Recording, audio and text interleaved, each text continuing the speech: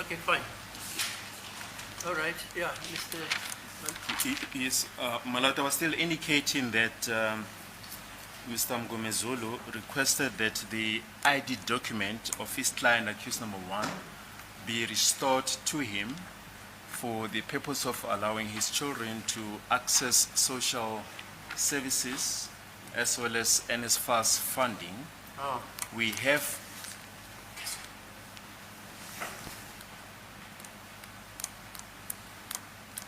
so apparently there's a problem with the recording. Is it fine?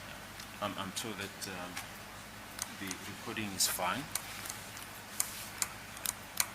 My Lord, we have restored the document to him on Friday, the 18th of October, okay. with the understanding that the ID document will be kept available until the finalization of the matter. And secondly, that it is being released on the sole condition of allowing his children to access social services and to apply for NSFAS funding and not for any other purpose, my Lord. That is the understanding on which this exhibit. Why should I be bound by Yes. your arrangements? No, I just want to put it on record because it's already on record. No, I hear you, but Yes. I'm not bound by that, and I'm not going to comment on that because Yes, it's a private arrangement. yes. But since, my Lord, Yeah, it was put in record, we Yeah, also fine, want to put fine, it on fine, record. Then, just back to the business of the day, my Lord, if the witness can just be sworn in. Please be reminded that we are still under oath. Yes, sir. yeah. Thank you, sir. My Lord, we undertook to flight certain photos today, and we are going to do so, Yes. starting with the identification kit photo that has already been shown. Just once again to show it here on the screen. Exhibit BB.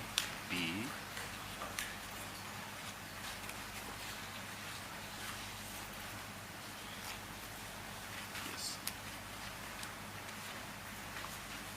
And What exhibit is that? B. exhibit BB, my lord. BB. Yes, exhibit BB. Okay, exhibit BP, right? Yes.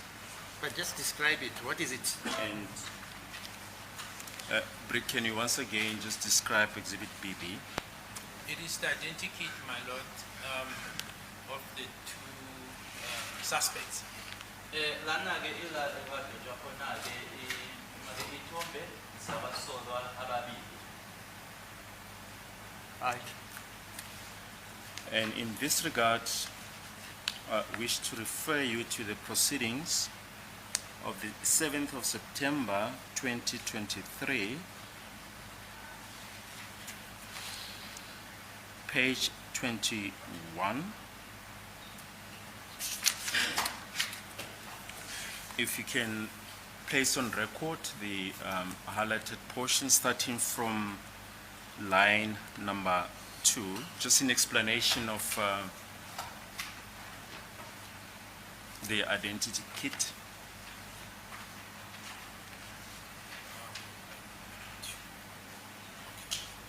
So line number 2 reads as follows, my lord. As I went out, I saw my figure standing there at the corner.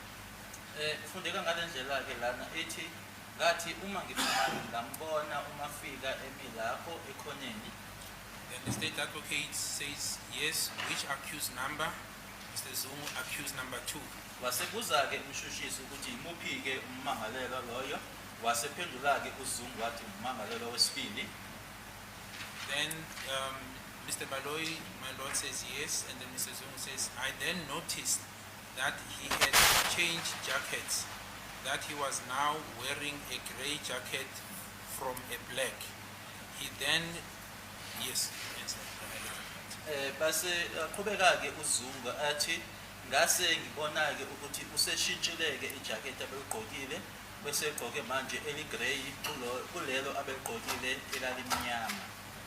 Then on line number 19, my lord, it reads as follows. I saw that he was wearing a black jacket. Oh, should I proceed here? Okay, and then Mr. Baloyi, yes, but what type of a jacket was it? Mr. Zungu, it is a hoodie because even at the time when he went out in front of me. Uyaqhubeka-ke uZungu abesethi-ke ngambona-ke egqoke ijaketi elalimnyama, aqhubeke-ke futhi abuzeke umshushisi u-Advocate Baloyi ukuthi-ke kwakuyijaketi elalinjani, futhi kwakuyihudi ngoba-ke kwakuyihudi ngoba nangenkathi ayephuma-ke waphuma-ke la phambi kwami. Yes. Next page. Page 22, line 16 reads, meaning the hoodie is part of the jacket or what? Just find that out. The court was asking this, my lord. Siyabuza-ke inkantolo ukusho ukuthi noma uma usho njalo ukuthi ihudi leyo kwakuyingxenye yejaketi yini, inkantolo ebuza lokho. Then Mr. Zungu responds, my lord, and said the grey one looks exactly like that. Asephendula-ke uZungu athi-ke le eyayigrey yona-ke ifana ngamashi naleyo noma nalokho. He further says, my lord, it is a jacket, a jersey-like jacket with a hoodie. Aphendule-ke athi-ke ijaketi yijezi-ke engathi noma-ke efana nejaketi-ke enesigqoko noma ihudi. Yes. Those are the highlighted Thank you. portions, my lord. Thank you. And with reference to Exhibit BB, which identikit refers to or has got a bearing on someone with a hoodie, It is the one on the left-hand side, my lord, Uma sibuka lana facing the screen. ekhuluma ngalokho-ke ngiceda ukufunda lana-ke engaku-left kwami la uma ubheke la screen.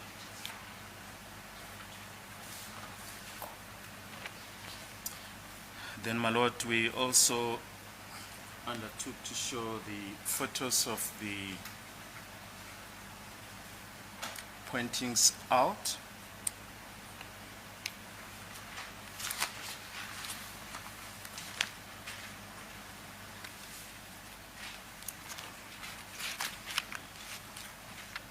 The photos are now on the screen. And in particular, my lord, we undertook to show again photo 1 and 2 of Exhibit D, that is Colonel Moshatlo's photo album.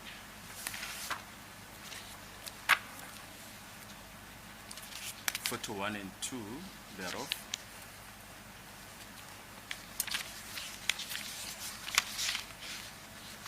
Then we also undertook to show the photos of the pointing outs themselves. Those are photos 14, 15, and 16, my lord. We have tried to show the two photos alongside each other.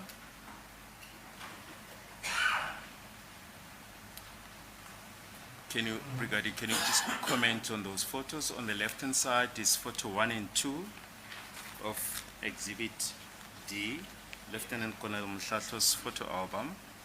And on the right-hand side, it's the photos of the pointings out. Yes.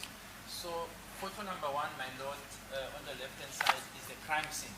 This was taken back in 2014.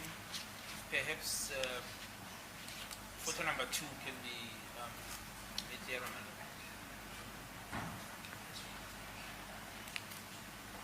Photo number 2 on the left. So this one, Kennedy Clark.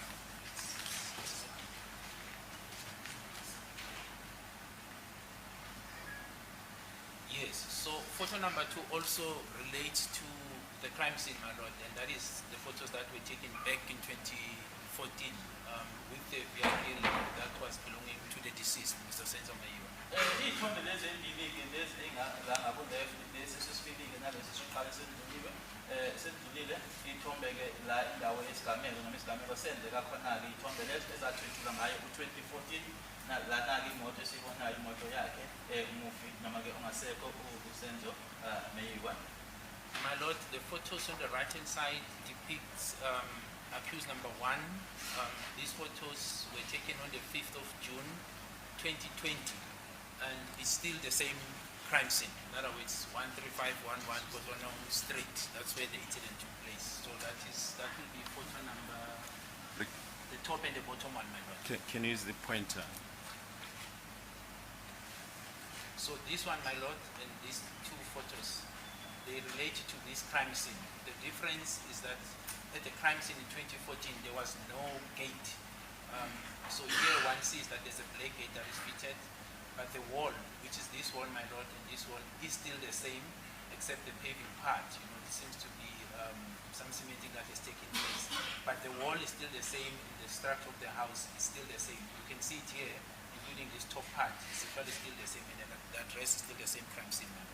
Bese kuthi ngabo-right-ke lezi iy'thombe-ke zakhe la engamangalela khona-ke zona-ke iy'thombe zangeyi-5 zikaJune 2020 kuseleya indawo-ke yesigameko le etshengiswayo-ke la photo number 1 and number 2 ukuthi nje nkathi-ke isigameko senzeka ngayo u-2014 yayingekho-ke kwangekho gate la kodwa manje usuyabona-ke ngale ukuthi kune-gate emnyama kodwa-ke kuseyiyona leya ndawo uma ubheka ubonda uzobona ukuthi khona-ke ushintsho laphayana-ke kuyona-ke i-paving uma ubheka ngala ubheke nangabo-right kodwa kuseyiyona-ke leya ndawo leyana uzobona futhi-ke ukuthi indlu kuseyiyona-ke ukhombe la ubheka there wathi uma ubheka la kulesi sithombe ubheke nala uzothola ukuthi indlu eyodwa futhi nalo bonda lelo kuseyilona ngoba.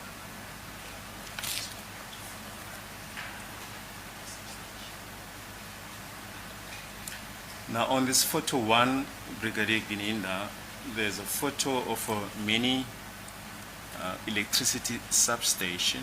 Yes. On photo 1 of exhibit D. This one. Is that mini substation, electricity mini substation, visible on the pointings out photos? No, my Lord. So on the pointing out photos, the mini substation is not visible because the wall, if one looks at this photo, you will see that on the pointing out, it was taken right from the edge to this way. But if one looks on the right-hand side, which we cannot see, that mini substation is still there up to today because I visited that place, my Lord, during my collaboration of evidence. So this substation is still situated at that place. Just that the angle of this photo does not cover the substation in the manner in which the photographer took it, my Lord. But it is still there. Ngokwendlela-ke lo owayethobula-ke ithombe kathobula ngathi ukuthi le bhokisi leli kagesi elibonakalayo-ke la kulesi sithombe esiwu-1 asibonakali la ngokuthi-ke indlela-ke le owayethobula isithombe owathobula ngayo kodwa-ke ngathi uma ngiphinda-ke sengihlanganisa-ke ubufakazi kuze kube namuhla-ke leliya bhokisi lela kagesi lisekhona-ke kuyona leya ndawo. If one looks on photo number 1, the photo from the scene, in the background there appears to be a electricity mast. Are you referring to this one? Yeah, just behind the geyser, what looks like a geyser. The tall This? mast, yes, in the background. Yes. Is it in any way visible on the pointings out photos? My Lord, from the distance here, I can't see unless if I can be assisted with the original photos because I know the reflection on the photos is not the same as it's on TV. However, the top part, this white part of the house, which was there in 2014, is still clearly visible or was clearly visible on the 5th of June 2020 when this was taken. Now that line up, my Lord, is the one that I can't see clearly from where I'm standing and because of the blurriness of this picture. Perhaps if I can see the album.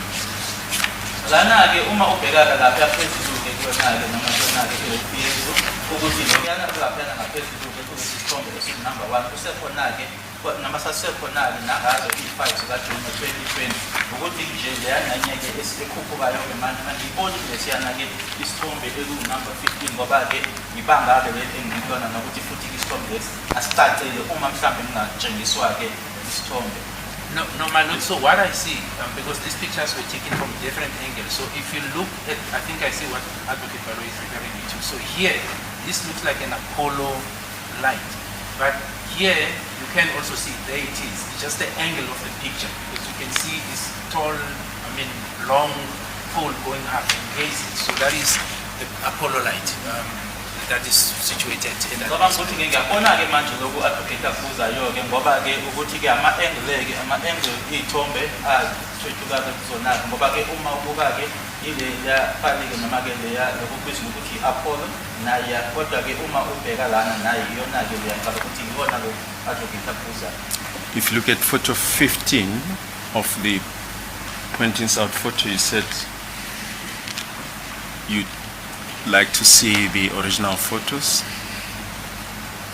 Yes, but it's already covered, my lord. As I've said, you can see clearly. This is now on the original, and it's exactly what I'm referring to, my lord. There it is. You can see it here. The angle, because the photographer was standing more on this side. You catch it on this way, so it is still there. So that Apollo is not moved. It's still at the same scene, my lord. Ikona-ke lokhu engiqeda ukusho-ke manje ukuthi-ke kuyabonakala ngoba ukuthi lapho photo 1 lokwayithomba isithombe wayime ngakule angle-ke noma-ke esondele ngakule sambuzi kodwa-ke leya Apollo isekhona ngaphela. And what I can also state, my lord, is I can't see. All right, no, it's fine. Yes. If you say the top part of the house is still the same, what are you referring to? I'm referring to this part, my lord. It's an equipment that looks like a geyser. So if one looks at it on the photos, on photo 1 that was taken by Kennedy Musato, one can also see it on this photo, the second photo. Perhaps, Doc, if you can just drop this one again for me to see the top part of the house. But you can see this geyser, my lord. It's on top of the house, same location, same space. You can see it on this photo as well as on this photo as well. It's still situated in the same position. Engikhuluma ngakho kuloko kulapha phezulu-ke uma ubhekile-ke ungathi-ke igiza kulesi sithombe sakhe-ke sathathwa uyena uKennedy Mhlahlo nakulesi-ke isithombe esikunumber 15 nalapho-ke iyabonakala isekhona. And the one that was photo number 15, my lord, was taken during the pointing out on the 5th of June 2020. Futhi-ke lesi sithombe esikunumber 15 lesi esinale sona-ke isithombe-ke esathwethuka-ke nazo i-5 zikajuni 2020 ngelanga-ke kwakuyokhonjwa ngayo.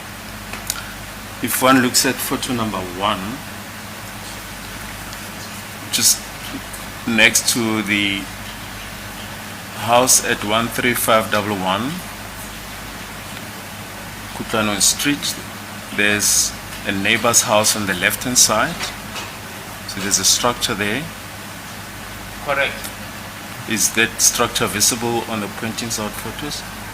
The neighbor's house? No, my lord. To the left of photo 1? To the left. Yes, no. The structure on the left is visible, my lord, and it's exactly the same. So if one looks at it here, one can see it's the structure. But also on the top photo number 14, you can see part of the structure, but it is more visible on photo 15, which is this structure, my lord, that reflects on the photos that were taken in 2014. Lo muzi-ke wobomakhelwane-ke obonakala lesasithombe kunumber 1 uyabonakala nalesi sithombe-ke noma kulezi ezimbili-ke u-14 kanye no-15 sange-5 zikajuni 2020 kodwa-ke kucace-ke sonaka lesi sithombe esiwu-15. We also refer to Exhibit S, the download of the photo album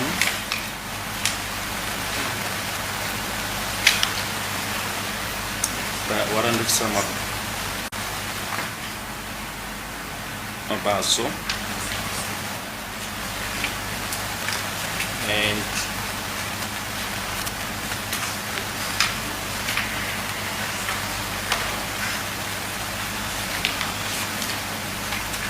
we refer to photo on page 12.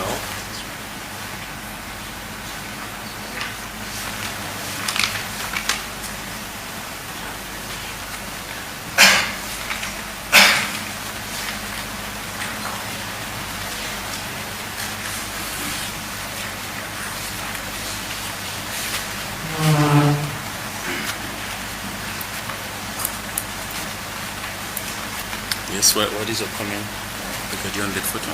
Yes, my lord. So this photo is the one that I referred to last week with the date of 2014-10-26, whereby I said it reflects accused number 3 with dreadlocks and wearing the khaki top, whereby my lord has said some of the witnesses who were in the house when this attack took place described one of the suspects with dreadlocks as wearing a top which was khaki or brown or this color, my lord, something to that effect. Khaki or brown. Lesi sithombe-ke isona engikhuluma ngaso-ke kwiviki elidlule la ebhalwe usakheke ngithi ngiyenake ngumangalela wesithathu lo olana nedate-ke ekhona ebhaliwe laphayana unama-dreadlocks kanye futhi-ke nale jeketi-ke ekhaki noma-ke ebrown.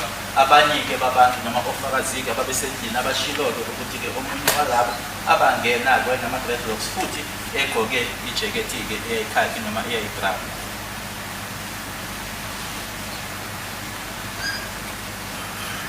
Yes, on this photo. So on this photo, my lord, you can see accused number 3 as well as accused number 5. And the date, which was also found on the downloads of accused number 3, is also dated 2014-10-26. That is the date of the incident, my lord.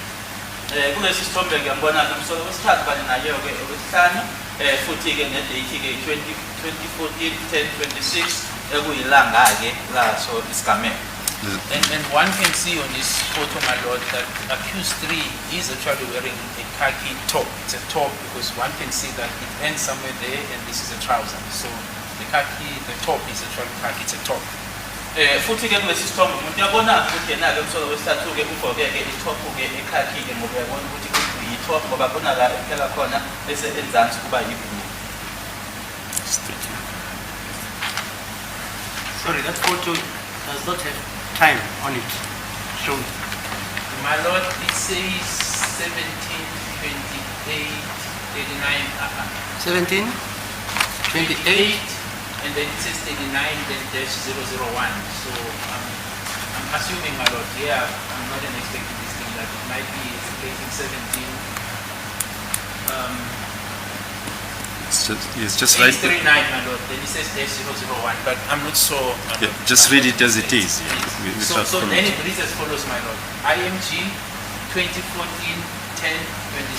Then it says dash 172839-001. Lana-ke ngokwendlela ebhalwe ngayo-ke laphayana u-IMG 2014-10-26 172839-001.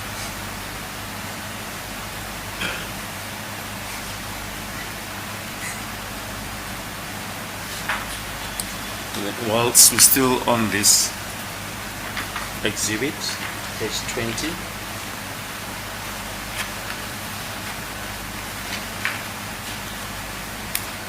Sorry, but it doesn't show the location. That Not in terms of the weights, my lord. I do not know. Yeah, fine. If they're expecting Yeah, coordination, fine. if they can, yeah, but not in terms of the writing. Kodwa kwaloko okubhalwe laphayana ayisho-ke ukuthi indawo ikuphi. This photo.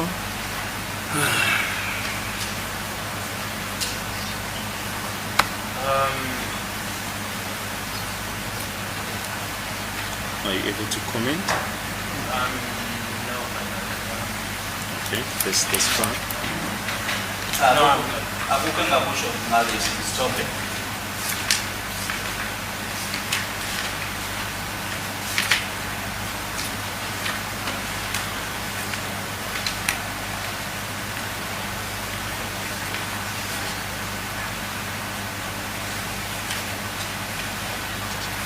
This one, my lord, yes, I can. Yes. In that the person on the right hand side with red locks is accused number 3. ukuthi lo ongabusanda sakho sokudlala nama-dread locks uyenalo umsolo wesithathu.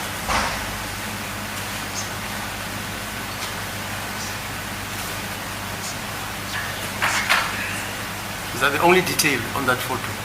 There's no time depicted.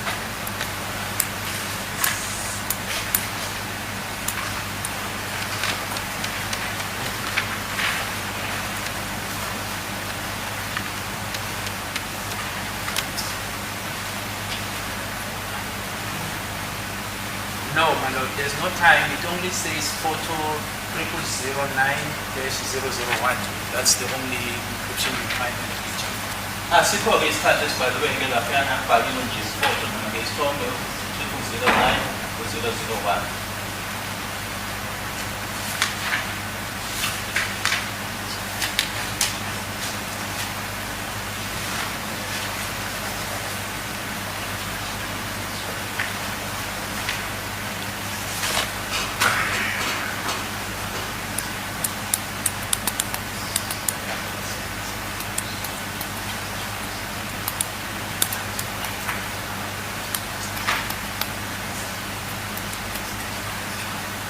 This one, are you able to comment? My lord, I can try to make sense of seeing accused number 3 on the left hand side. The other 3 gentlemen, no, it is not yet. Ngasho nje ukuthi-ke kuhlangathu lamakusokumayele kubona-ke nathi umsolo wesithathu kodwa abanye laba abathathu With red locks as well, my lord. nama-dread locks. Okay. If you can just the top part so that I can see what's written. Further up.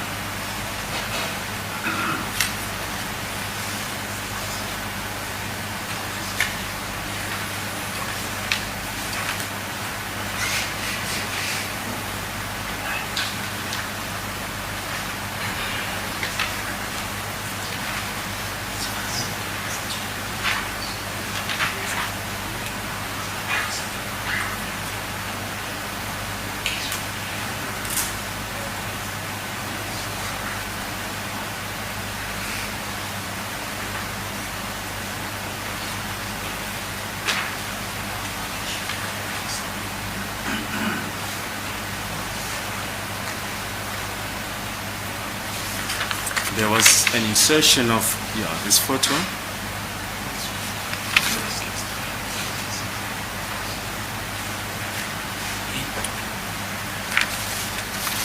Here's the original.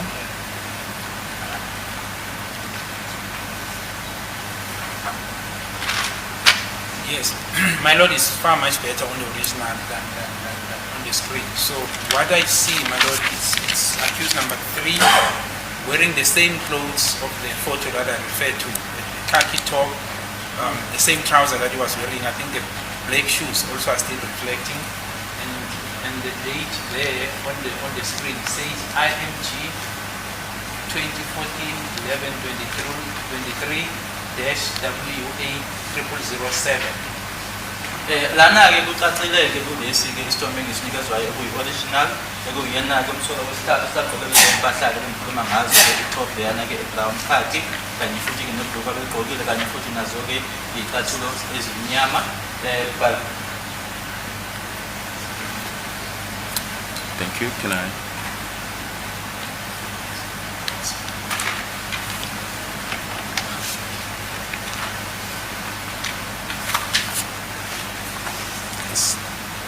This one, are you able to comment?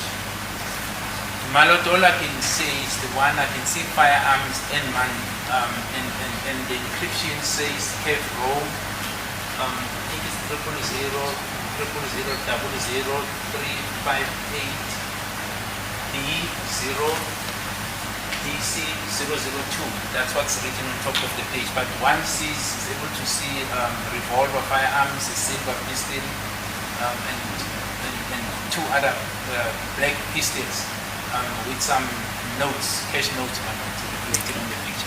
Lana-ke ubona-ke isithombe esinemali ibhamu-ke ezahlukahlukene nalapha-ke khona-ke nawukhefilo 000-000-P5B 0C002 kuyichazile-ke iy'nhlobo zey'bhamu-ke ezahlukahlukene ama-revolver, ipistole kanye futhi-ke naso-ke esi-grey kanye futhi nemali.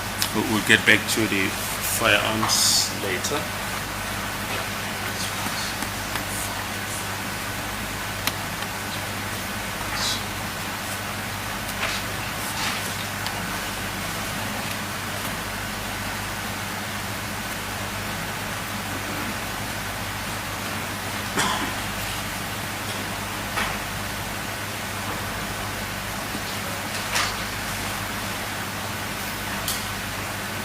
Listen, this photo. My lord, this is a photo containing the 200 rand notes, which one can see clearly here, this bundle. And this looks like 100 rand notes in bundles, my lord. If maybe the doping just comes so that I can put on record what's contained on top. But it's a photo containing 100 rand notes, my lord. And it's written on top, Impande Yosona, JPG 2014/09/02. Lana-ke kubonakala-ke imali-ke esisithombe ama-200 kanye futhi-ke nama-100-ke abonakalayo lapha esekubhaliwe-ke ngaphezulu impande yesono JPG 2014/09/02. And all these notes, my lord, are wrapped with elastic bands. So they are made in bundles, they are wrapped around. You can see the elastic band around them, my lord. Futhi-ke nama-elastic-ke la ahlanganisa imali ayabonakala.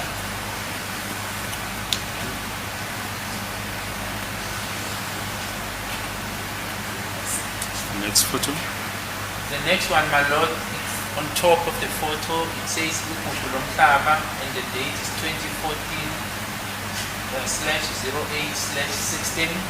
It's a see-through plastic bag which contains 200 rand notes, 100 rand notes, one can see. I think these are 50 rand notes. This download, my lord, as I indicated last week, was found in the downloads of accused number 3's phone, but the same bag, almost in the same position, my lord, was also found in the downloads of Miss Khumalo as well as Longwe Thwala. Lana-ke kubhaliwe-ke phezulu igugu lomhlaba 2014/08/16 isaka-ke obonayo kulona-ke ukuthi yini ngaphakathi ama-100 rand, ama-200 kanye nama-50 rand ama-notes atholakala bona-ke ama-downloads akhe umsolo wesithathu.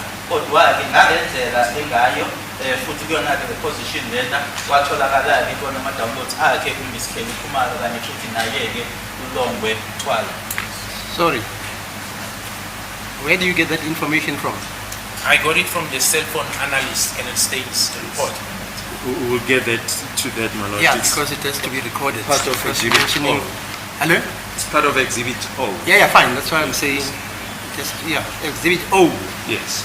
Kanti bifuza ukwazi ukuthi lokho kushoyo ukuthola kuphi-ke futhi-ke kuloyo kwani ngamafoni-ke kungena-ke uKenneth State ukuthi umshutshisi ingxenye yakhe ku-Exhibit O. Yes, and this one. So this one, my lord, it's written on top.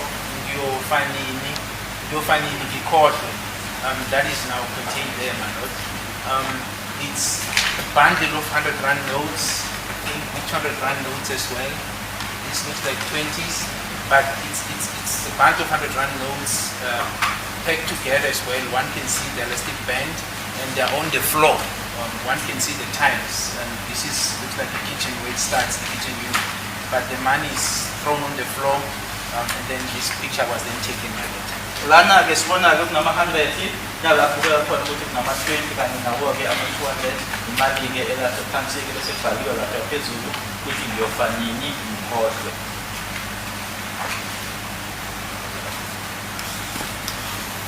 Yes, then. Regarding Exhibit O, unfortunately we don't have an electronic version of Exhibit O.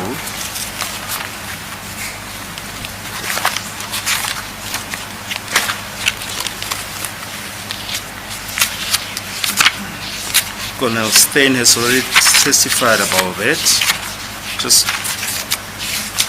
wish to refer you to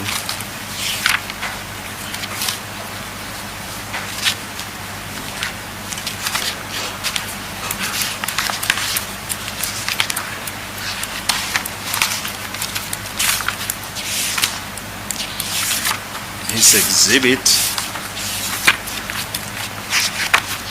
We'll try and see if we cannot download this exhibit, Manot. We'll come back to it. Thank you.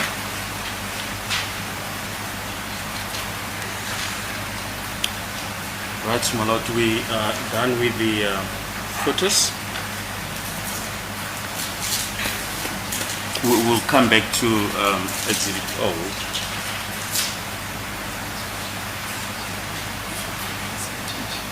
As a good please, I'm told Mr. Mgomezule is in great difficult.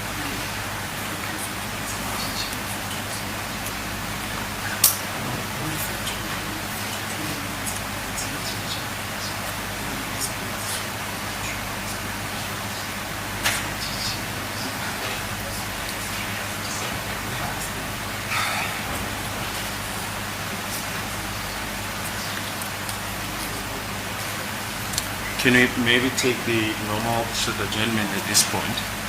Okay.